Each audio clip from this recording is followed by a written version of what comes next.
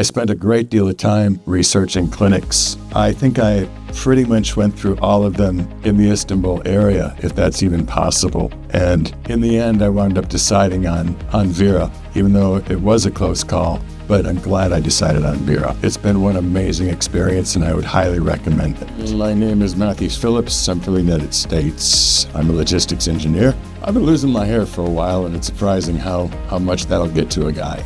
The attitude around here is absolutely exceptional, from the coordination of the drivers between the clinic and the hotel, to the doctors, to the procedures that they follow, to the way they've headed off every problem before it even happens. It's absolutely stunning. If I knew anybody that needed a hair transplant right now, I would call them immediately. However, I don't, but I'm sure I'll be running into the guys like me in the future. You know, it's not a great experience to lose your hair, and I think today we're back on the right track. So thank you, Vera.